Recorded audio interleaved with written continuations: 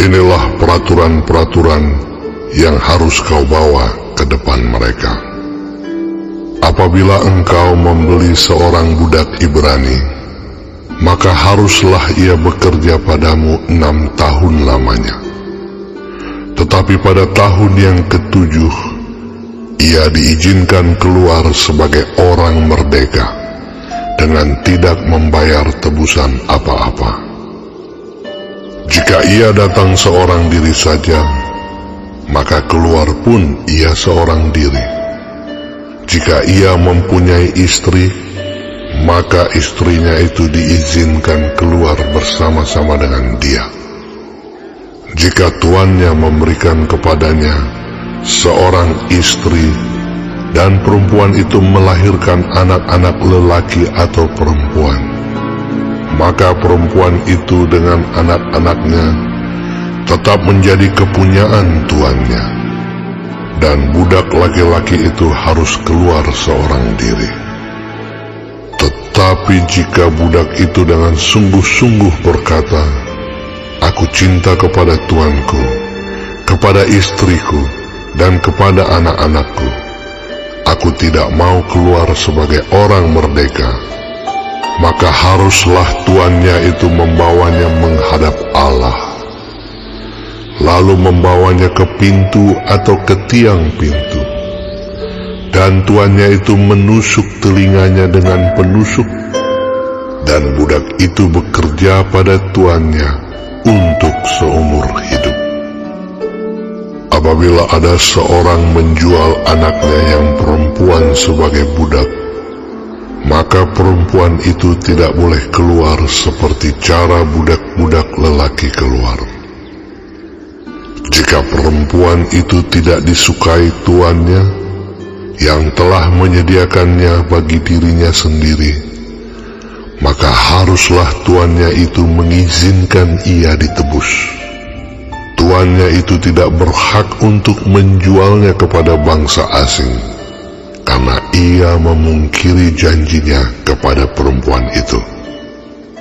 Jika tuannya itu menyediakannya bagi anaknya laki-laki, maka haruslah tuannya itu memperlakukannya seperti anak-anak perempuan berhak diperlakukan. Jika tuannya itu mengambil perempuan lain, ia tidak boleh mengurangi makanan perempuan itu, pakaiannya, dan persetubuhan dengan dia. Jika tuannya itu tidak melakukan ketiga hal itu kepadanya, maka perempuan itu harus diizinkan keluar dengan tidak membayar uang tebusan apa-apa. Siapa yang memukul seseorang sehingga mati, pastilah ia dihukum mati. Tetapi jika pembunuhan itu tidak disengaja, melainkan tangannya ditentukan Allah melakukan itu, maka aku akan menunjukkan bagimu suatu tempat kemana ia dapat lari.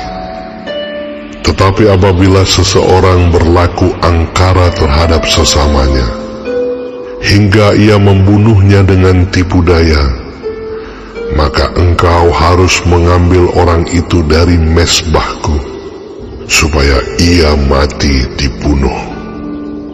Siapa yang memukul ayahnya atau ibunya, pastilah ia dihukum mati. Siapa yang menculik seorang manusia, baik ia telah menjualnya, baik orang itu masih terdapat padanya, ia pasti dihukum mati. Siapa yang mengutuki ayahnya atau ibunya, ia pasti dihukum mati. Apabila ada orang bertengkar, dan yang seorang memukul yang lain dengan batu atau dengan tinjunya, sehingga yang lain itu memang tidak mati, tetapi terpaksa berbaring di tempat tidur, maka orang yang memukul itu bebas dari hukuman, jika yang lain itu dapat bangkit lagi dan dapat berjalan di luar dengan memakai tongkat. Hanya ia harus membayar kerugian orang yang lain itu karena terpaksa menganggur dan menanggung pengobatannya sampai sembuh. Apabila seseorang memukul budaknya laki-laki atau perempuan dengan tongkat, sehingga mati karena pukulan itu, pastilah budak itu dibalaskan. Hanya jika budak itu masih hidup sehari dua, maka janganlah dituntut belanya, sebab budak itu adalah miliknya sendiri. Apabila ada orang berkelahi, dan seorang dari mereka tertumbuk kepada seorang perempuan yang sedang mengandung, sehingga keguguran kandungan, tetapi tidak mendapat kecelakaan yang membawa maut, maka pastilah ia didenda sebanyak yang dikenakan oleh suami perempuan itu kepadanya, dan ia harus membayarnya menurut putusan hakim.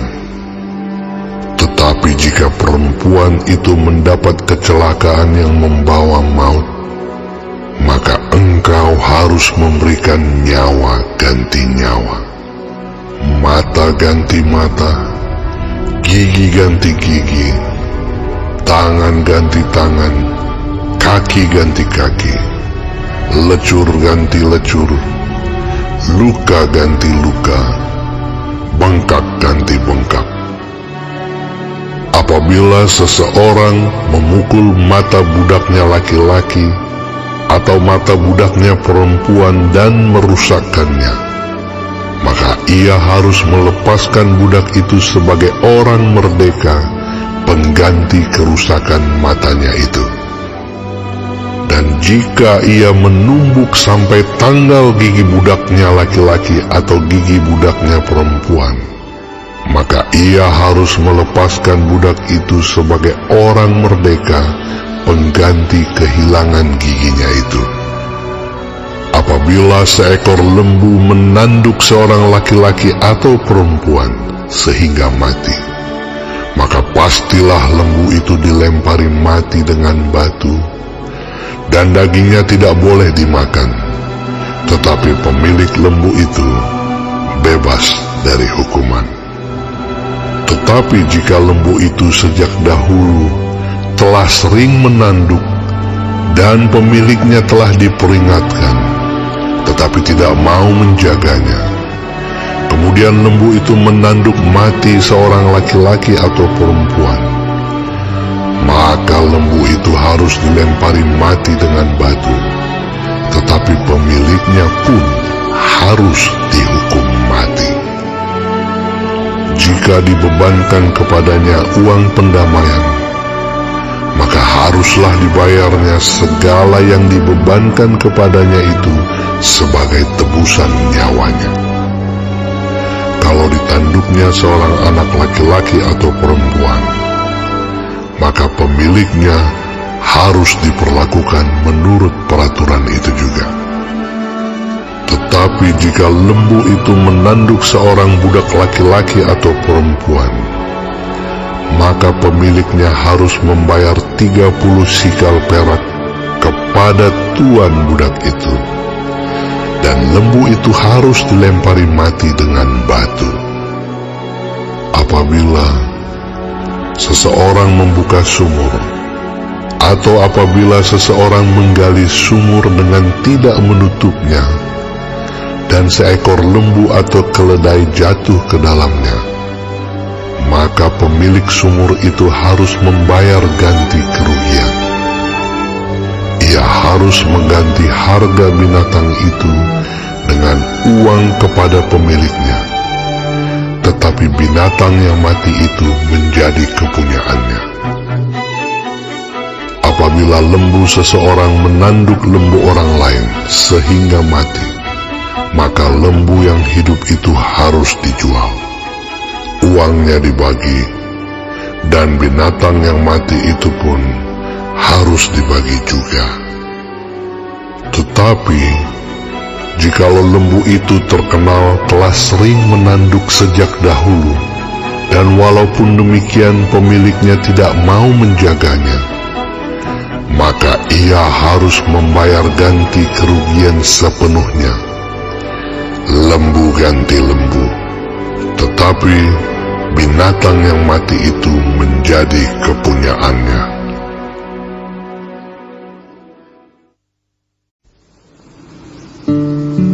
Apabila seseorang mencuri seekor lembu atau seekor domba dan membantainya atau menjualnya, maka ia harus membayar gantinya, yakni 5 ekor lembu ganti lembu itu, dan 4 ekor domba ganti domba itu.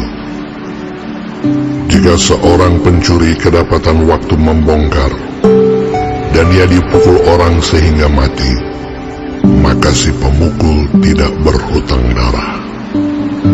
Tetapi jika pembunuhan itu terjadi setelah matahari terbit, maka ia berhutang darah. Pencuri itu harus membayar ganti kerugian sepenuhnya. Jika ia orang yang tak punya, ia harus dijual ganti apa yang dicurinya itu. Jika yang dicurinya itu masih terdapat padanya dalam keadaan hidup, baik lembu, keledai, atau domba, maka ia harus membayar ganti kerugian 2 kali lipat.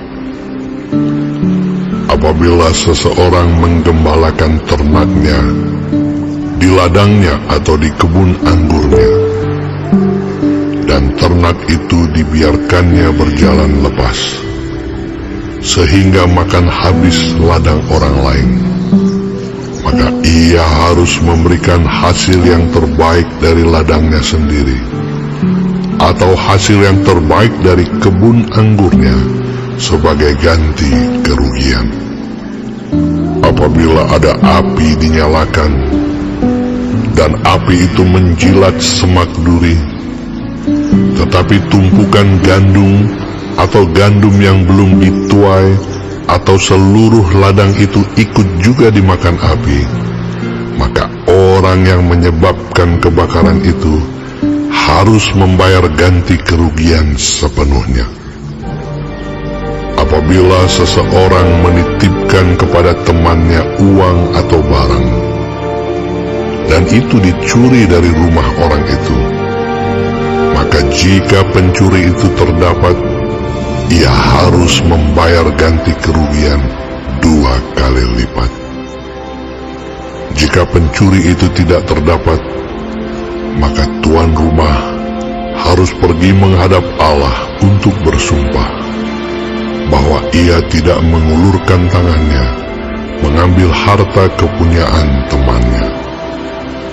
Dalam tiap-tiap perkara pertengkaran harta, baik tentang seekor lembu, tentang seekor keledai, tentang seekor domba, tentang sehelai pakaian, baik tentang barang apapun yang kehilangan, kalau seorang mengatakan, "Inilah kepunyaanku," maka perkara kedua orang itu harus dibawa ke hadapan Allah. Siapa yang dipersalahkan oleh Allah haruslah membayar kepada temannya ganti kerugian 2 kali lipat.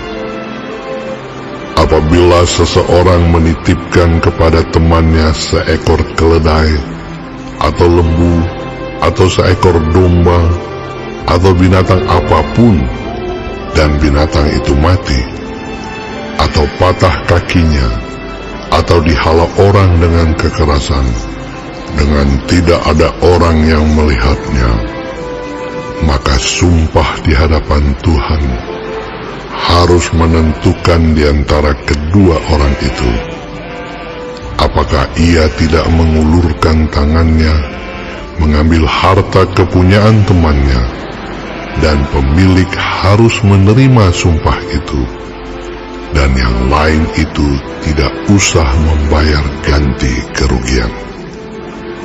Tetapi jika binatang itu benar-benar dicuri orang daripadanya, maka ia harus membayar ganti kerugian kepada pemilik. Jika binatang itu benar-benar diterkam oleh binatang buas, maka ia harus membawanya sebagai bukti. Tidak usah ia membayar ganti binatang yang diterkam itu. Apabila seseorang meminjam seekor binatang dari temannya, dan binatang itu patah kakinya atau mati, ketika pemiliknya tidak ada di situ, maka ia harus membayar ganti kerugian sepenuhnya. Tetapi jika pemiliknya ada di situ, maka tidak usahlah ia membayar ganti kerugian. Jika binatang itu disewa, maka kerugian itu telah termasuk dalam sewa. Apabila seseorang membujuk seorang anak perawan yang belum bertunangan dan tidur dengan dia, maka haruslah ia mengambilnya menjadi istrinya dengan membayar mas kawin. Jika ayah perempuan itu sungguh-sungguh menolak memberikannya kepadanya, maka ia harus juga membayar perak itu sepenuhnya, sebanyak mas kawin anak perawan.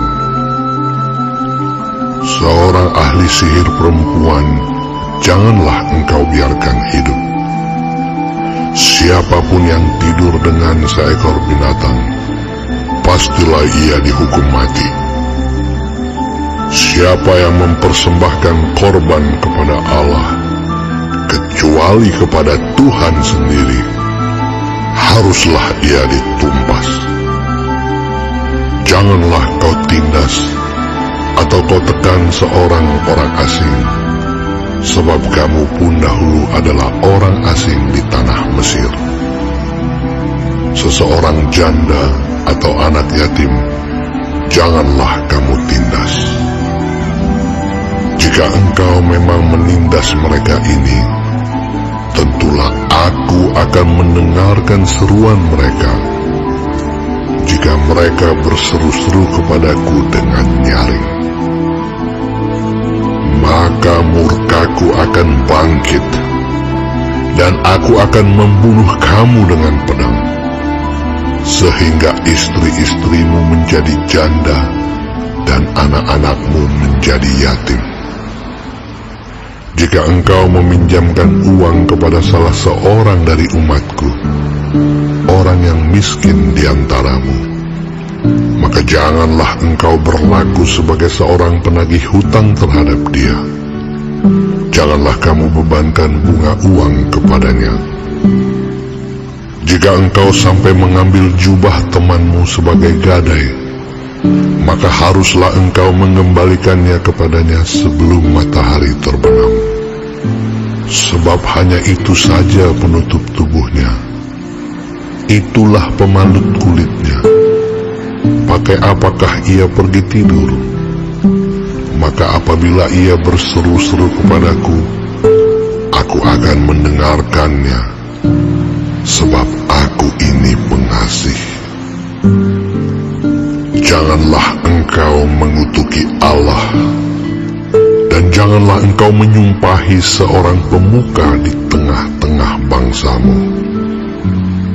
Janganlah lalai mempersembahkan hasil gandummu dan hasil anggurmu.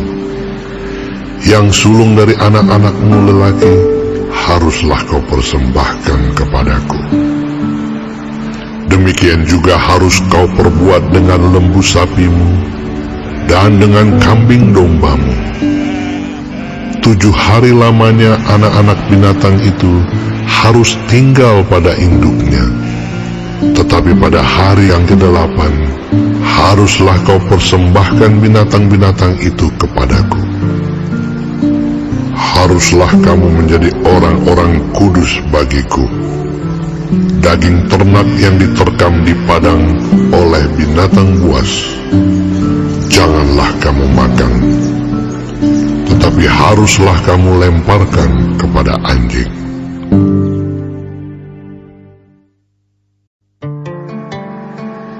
Janganlah engkau menyebarkan kabar bohong, janganlah engkau membantu orang yang bersalah dengan menjadi saksi yang tidak benar. Janganlah engkau turut-turut kebanyakan orang melakukan kejahatan, dan dalam memberikan kesaksian mengenai sesuatu perkara, janganlah engkau turut-turut kebanyakan orang membelokkan hukum. Juga janganlah memihak kepada orang miskin dalam perkaranya. Apabila engkau melihat lembu musuhmu atau keledainya yang sesat, maka segeralah kau kembalikan binatang itu. Apabila engkau melihat rebah keledai musuhmu karena berat bebannya, maka janganlah engkau enggan menolongnya. Haruslah engkau rela menolong dia dengan membongkar muatan keledainya. Janganlah engkau memperkosa hak orang miskin di antaramu dalam perkaranya. Haruslah kau jauhkan dirimu dari perkara dusta. Orang yang tidak bersalah dan orang yang benar tidak boleh kau bunuh, sebab aku tidak akan membenarkan orang yang bersalah. Suap janganlah kau terima, sebab suap membuat buta mata orang-orang yang melihat dan memutarbalikkan perkara orang-orang yang benar. Orang asing janganlah kamu tekan, karena kamu sendiri telah mengenal keadaan jiwa orang asing, sebab kamu pun dahulu adalah orang asing di tanah Mesir. 6 tahunlah lamanya engkau menabur di tanahmu dan mengumpulkan hasilnya. Tetapi pada tahun ke-7 haruslah engkau membiarkannya dan meninggalkannya begitu saja, supaya orang miskin di antara bangsamu dapat makan, dan apa yang ditinggalkan mereka haruslah dibiarkan dimakan binatang hutan. Demikian juga kau lakukan dengan kebun anggurmu dan kebun zaitunmu. 6 harilah lamanya engkau melakukan pekerjaanmu, tetapi pada hari ke-7 haruslah engkau berhenti, supaya lembu dan keledaimu tidak bekerja, dan supaya anak budakmu perempuan dan orang asing melepaskan lelah. Dalam segala hal yang kufirmankan kepadamu, haruslah kamu berawas-awas. Nama Allah lain janganlah kamu panggil, janganlah nama itu kedengaran dari mulutmu. 3 kali setahun haruslah engkau mengadakan perayaan bagiku. Hari raya roti tidak beragi haruslah kau pelihara. 7 hari lamanya engkau harus makan roti yang tidak beragi, seperti yang telah kuperintahkan kepadamu pada waktu yang ditetapkan dalam bulan Abib. Sebab dalam bulan itulah engkau keluar dari Mesir. Tetapi janganlah orang menghadap ke hadiratku dengan tangan hampa. Kau peliharalah juga hari raya menuai, yakni menuai buah bungaran dari hasil usahamu menabur di ladang. Demikian juga hari raya pengumpulan hasil pada akhir tahun, apabila engkau mengumpulkan hasil usahamu dari ladang. 3 kali setahun, semua orangmu yang laki-laki harus menghadap ke hadirat Tuhanmu, Tuhan.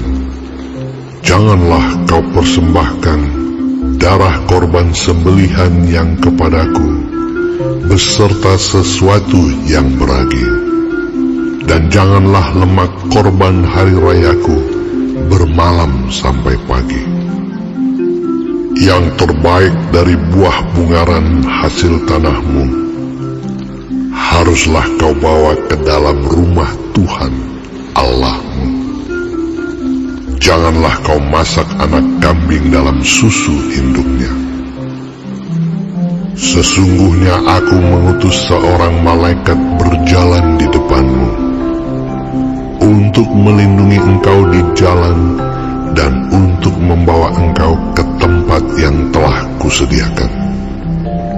Jagalah dirimu di hadapannya dan dengarkanlah perkataannya. Janganlah engkau mendurhaka kepadanya, sebab pelanggaranmu tidak akan diampuninya, sebab namaku ada di dalam dia. Tetapi jika engkau sungguh-sungguh mendengarkan perkataannya dan melakukan segala yang kufirmankan, maka aku akan memusuhi musuhmu dan melawan-lawanmu. Sebab malaikatku akan berjalan di depanmu dan membawa engkau kepada orang Amori, orang Het, orang Feris, orang Kanaan, orang Hewi dan orang Yebus, dan aku akan melenyapkan mereka. Janganlah engkau sujud menyembah kepada Allah mereka, atau beribadah kepadanya. Dan janganlah engkau meniru perbuatan mereka, tetapi haruslah engkau memusnahkan sama sekali patung-patung berhala buatan mereka, dan tugu-tugu berhala mereka haruslah kau remukkan sama sekali. Tetapi kamu harus beribadah kepada Tuhan Allahmu, maka Ia akan memberkati roti makananmu dan air minumanmu, dan aku akan menjauhkan penyakit dari tengah-tengahmu. Tidak akan ada di negerimu perempuan yang keguguran atau mandul. Aku akan menggenapkan tahun umurmu. Kengerian terhadap aku akan kukirimkan mendahului engkau. Aku akan mengacaukan semua orang yang kau datangi, dan aku akan membuat semua musuhmu lari membelakangi engkau. Lagi aku akan melepaskan tabuhan mendahului engkau, sehingga binatang-binatang itu menghalau orang Hewi, orang Kanaan, dan orang Het itu dari depanmu. Aku tidak akan menghalau mereka dari depanmu dalam 1 tahun, supaya negeri itu jangan menjadi sepi, dan segala binatang hutan jangan bertambah banyak melebihi engkau. Sedikit demi sedikit, aku akan menghalau mereka dari depanmu, sampai engkau beranak cucu sedemikian, hingga engkau dapat memiliki negeri itu. Aku akan menentukan batas daerahmu dari Laut Teberau sampai Laut Filistin, dan dari padang gurun sampai sungai Efrat. Sebab aku akan menyerahkan penduduk negeri itu ke dalam tanganmu, sehingga engkau menghalau mereka dari depanmu. Janganlah mengadakan perjanjian dengan mereka ataupun dengan Allah mereka.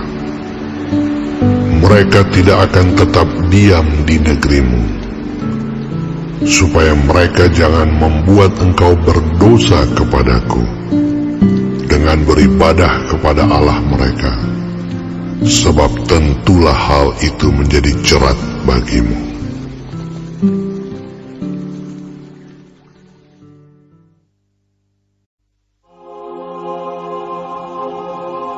Berfirmanlah ia kepada Musa, Naiklah menghadap Tuhan, engkau dan Harun, Nadab dan Abihu, dan 70 orang dari para tua-tua Israel, dan sujudlah kamu menyembah dari jauh.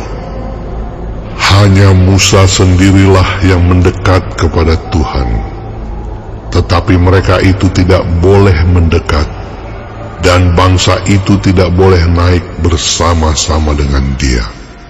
Lalu datanglah Musa dan memberitahukan kepada bangsa itu segala firman Tuhan dan segala peraturan itu. Maka seluruh bangsa itu menjawab serentak, segala firman yang telah diucapkan Tuhan itu akan kami lakukan. Lalu Musa menuliskan segala firman Tuhan itu. Keesokan harinya, pagi-pagi, didirikannya mezbah di kaki gunung itu dengan 12 tugu sesuai dengan ke-12 suku Israel. Kemudian disuruhnyalah orang-orang muda dari bangsa Israel, maka mereka mempersembahkan korban bakaran dan menyembelih lembu-lembu jantan sebagai korban keselamatan kepada Tuhan. Sesudah itu, Musa mengambil sebagian dari darah itu, lalu ditaruhnya ke dalam pasu. Sebagian lagi dari darah itu disiramkannya pada mezbah itu. Diambilnyalah kitab perjanjian itu, lalu dibacakannya dengan didengar oleh bangsa itu, dan mereka berkata, segala firman Tuhan akan kami lakukan dan akan kami dengarkan. Kemudian Musa mengambil darah itu dan menyiramkannya pada bangsa itu serta berkata, inilah darah perjanjian yang diadakan Tuhan dengan kamu berdasarkan segala firman ini. Dan naiklah Musa dengan Harun, Nadab dan Abihu dan 70 orang dari para tua-tua Israel. Lalu mereka melihat Allah Israel. Kakinya berjejak pada sesuatu yang buatannya seperti lantai dari batu nilam dan yang terangnya seperti langit yang cerah. Tetapi kepada pemuka-pemuka orang Israel itu tidaklah diulurkannya tangannya. Mereka memandang Allah, lalu makan dan minum. Tuhan berfirman kepada Musa, naiklah menghadap aku ke atas gunung, dan tinggallah di sana. Maka aku akan memberikan kepadamu loh batu, yakni hukum dan perintah, yang telah kutuliskan untuk diajarkan kepada mereka. Lalu bangunlah Musa dengan Yosua, abdinya. Maka naiklah Musa ke atas gunung Allah itu. Tetapi kepada para tua-tua itu ia berkata, tinggallah di sini menunggu kami, sampai kami kembali lagi kepadamu. Bukankah Harun dan Hur ada bersama-sama dengan kamu? Siapa yang ada perkaranya, datanglah kepada mereka. Maka Musa mendaki gunung dan awan itu menutupinya. Kemuliaan Tuhan diam di atas gunung Sinai, dan awan itu menutupinya 6 hari lamanya.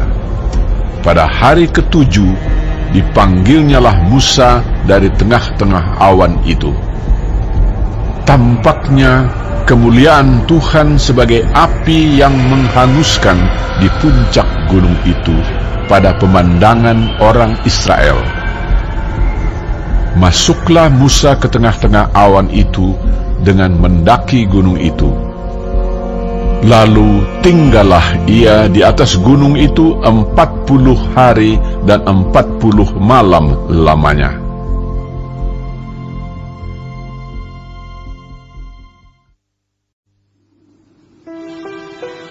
Berfirmanlah Tuhan kepada Musa, katakanlah kepada orang Israel, supaya mereka memungut bagiku persembahan khusus. Dari setiap orang yang terdorong hatinya, haruslah kamu pungut persembahan khusus kepadaku itu. Inilah persembahan khusus yang harus kamu pungut dari mereka: emas, perak, tembaga, kain ungu tua, kain ungu muda, kain kirmizi, lenon halus, bulu kambing. kulit domba jantan yang diwarnai merah, kulit lumba-lumba dan kayu penaga, minyak untuk lampu, rempah-rempah untuk minyak urapan, dan untuk ukupan dari wangi-wangian, permata krisopras, dan permata tatahan untuk baju efod dan untuk tutup dada. Dan mereka harus membuat tempat kudus bagiku, supaya aku akan diam di tengah-tengah mereka. Menurut segala apa yang kutunjukkan kepadamu, sebagai contoh kemah suci dan sebagai contoh segala perabotannya, demikianlah harus kamu membuatnya. Haruslah mereka membuat tabut dari kayu penaga, 2,5 hasta panjangnya, 1,5 hasta lebarnya, dan 1,5 hasta tingginya. Haruslah engkau menyalutnya dengan emas murni. Dari dalam dan dari luar engkau harus menyalutnya, dan di atasnya harus kau buat bingkai emas sekelilingnya. Haruslah engkau menuang 4 gelang emas untuk tabut itu, dan pasanglah gelang itu pada keempat penjurunya, yaitu 2 gelang pada rusuknya yang satu dan 2 gelang pada rusuknya yang kedua. Engkau harus membuat kayu pengusung dari kayu penaga dan menyalutnya dengan emas. Haruslah engkau memasukkan kayu pengusung itu ke dalam gelang yang ada pada rusuk tabut itu, supaya dengan itu tabut dapat diangkut. Kayu pengusung itu haruslah tetap tinggal dalam gelang itu, tidak boleh dicabut dari dalamnya. Dalam tabut itu haruslah kau taruh loh hukum yang akan kuberikan kepadamu. Juga engkau harus membuat tutup pendamaian dari emas murni, 2,5 hasta panjangnya dan 1,5 hasta lebarnya. Dan haruslah kau buat 2 kerup dari emas. Kau buatlah itu dari emas tempaan pada kedua ujung tutup pendamaian itu. Buatlah 1 kerup pada ujung sebelah sini, dan 1 kerup pada ujung sebelah sana. Seiras dengan tutup pendamaian itu, kamu buatlah kerup itu di atas kedua ujungnya. Kerup-kerup itu harus mengembangkan kedua sayapnya ke atas, sedang sayap-sayapnya menudungi tutup pendamaian itu, dan mukanya menghadap kepada masing-masing. Kepada tutup pendamaian itulah harus menghadap muka kerup-kerup itu. Haruslah kau letakkan tutup pendamaian itu di atas tabut, dan dalam tabut itu engkau harus menaruh loh hukum yang akan kuberikan kepadamu. Dan di sanalah aku akan bertemu dengan engkau, dan dari atas tutup pendamaian itu, dari antara kedua kerup yang di atas tabut hukum itu, aku akan berbicara dengan engkau tentang segala sesuatu yang akan kuperintahkan kepadamu untuk disampaikan kepada orang Israel. Lagi haruslah engkau membuat meja dari kayu penaga, 2 hasta panjangnya, 1 hasta lebarnya, dan 1,5 hasta tingginya. Haruslah engkau menyalutnya dengan emas murni, dan membuat bingkai emas sekelilingnya. haruslah engkau membuat sekelilingnya jalur pinggir yang setapak tangan lebarnya, dan kau buatlah bingkai emas sekeliling jalur pinggirnya itu. Haruslah engkau membuat untuk meja itu 4 gelang emas, dan kau pasanglah gelang-gelang itu di keempat penjurunya pada keempat kakinya. Gelang itu haruslah dekat ke jalur pinggirnya, sebagai tempat memasukkan kayu pengusung, supaya meja itu dapat diangkut. Haruslah engkau membuat kayu pengusung itu dari kayu penaga, dan menyalutnya dengan emas, dan dengan itulah meja harus diangkut. Haruslah engkau membuat pinggannya, cawannya, kendinya, dan pialanya, yang dipakai untuk persembahan curahan. Haruslah engkau membuat semuanya itu dari emas murni. Dan haruslah engkau tetap meletakkan roti sajian di atas meja itu di hadapanku. Haruslah engkau membuat kandil dari emas murni. Dari emas tempahan harus kandil itu dibuat, baik kakinya, baik batangnya, kelopaknya, dengan tombolnya dan kembangnya. Haruslah seiras dengan kandil itu. 6 cabang harus timbul dari sisinya. 3 cabang kandil itu dari sisi yang satu, dan 3 cabang dari sisi yang lain. 3 kelopak yang berupa bunga badam pada cabang yang satu, dengan tombol dan kembangnya, dan 3 kelopak yang serupa pada cabang yang lain, dengan tombol dan kembangnya. Demikianlah juga kau buat ke-6 cabang yang timbul dari kandil itu.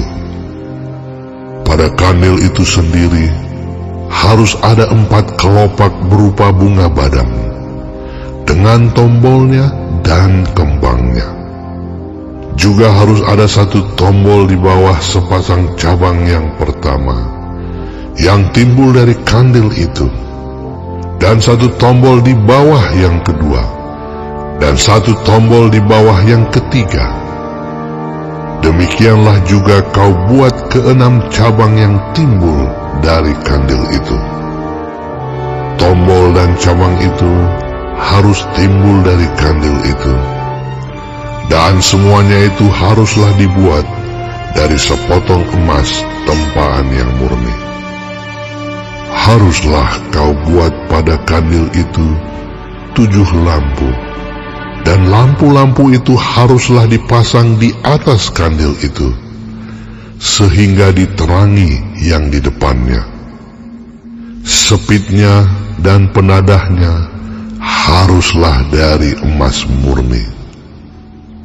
Dari 1 talenta emas murni haruslah dibuat kandil itu dengan segala perkakasnya itu. Dan ingatlah bahwa engkau membuat semuanya itu menurut contoh yang telah ditunjukkan kepadamu di atas gunung itu.